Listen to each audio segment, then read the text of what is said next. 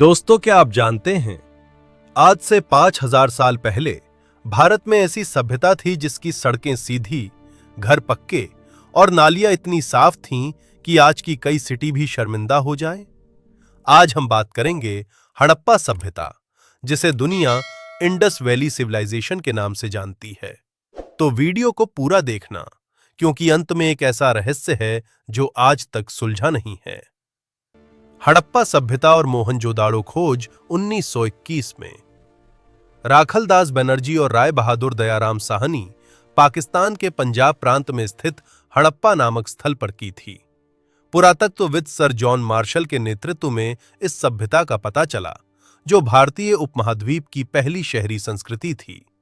ये एक कांस्य युगीन सभ्यता थी, जिसके अवशेष रावी नदी के पास मिले। जब जमीन के नीचे से पक्की ईंटों के शहर निकले तो पूरी दुनिया हैरान रह गई। हड़प्पा सभ्यता, जिसे सिंधु घाटी सभ्यता के रूप में भी जाना जाता है, इसकी शुरुआत भारतीय उपमहाद्वीप में लगभग 3300 ईसा पूर्व BCE के आसपास हुई थी। यह एक उन्नत कांस्य युगीन सभ्यता थी, जिसका विकास सिंधु और सरस्वती नदी के क्षेत्रों में हुआ। यह सभ्यता चरणबद्ध तरीके से फली फूली, जो लगभग 2600 ईसा पूर्व से 1900 ईसा पूर्व के बीच अपने चरमोत्कर्ष पर थी। 1300 ईसा पूर्व के आसपास सिंधु घाटी सभ्यता का अंतिम पतन हुआ, यानी यह सभ्यता मिस्र और मेसोपोटामिया के बराबर की थी। यह सभ्यता पाकिस्तान, भारत, पंजाब, हरियाणा, राजस्थान, गुजरात, अफगानिस्तान तक फैली हुई थी।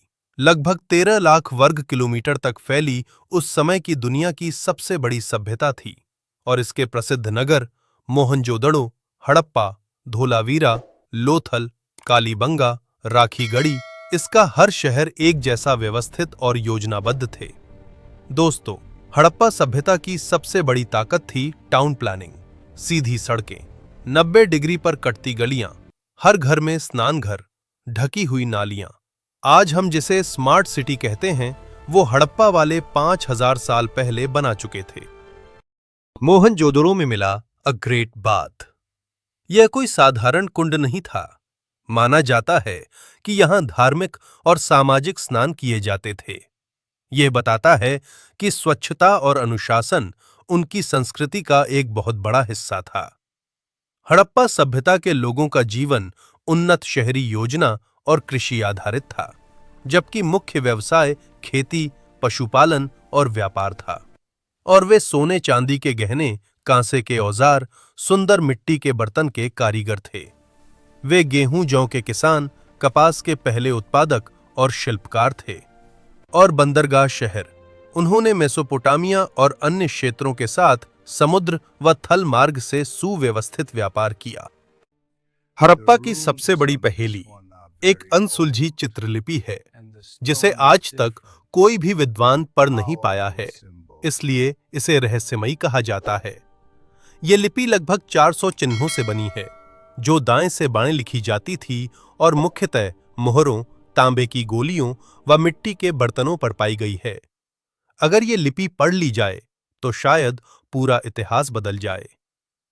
हड़प्पा सभ्यता की धर्म और आस्था मुख्य रूप से प्रकृति पूजा, मातृदेवी की उपासना और पशुपति की पूजा पर आधारित थी, जो आधुनिक हिंदू धर्म के प्रारंभिक स्वरूप को दर्शाती है।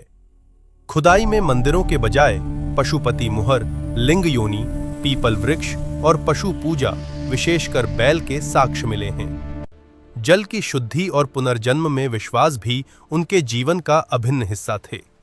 कोई बड़ा मंदिर या राजा नहीं मिला जो इसे एक अलग सभ्यता बनाता है। हड़प्पा सभ्यता का पतन लगभग 1900 ईसा पूर्व से 1300 ईसा पूर्व के बीच धीरे धीरे हुआ।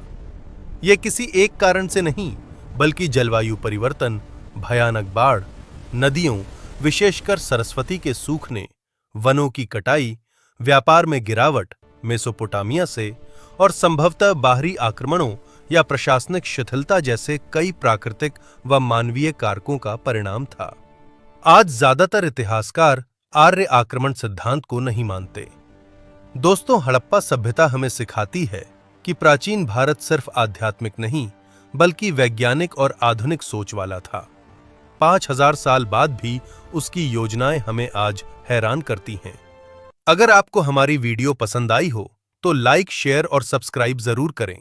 कमेंट में बताओ, क्या हड़प्पा सभ्यता दुनिया की सबसे उन्नत सभ्यता थी?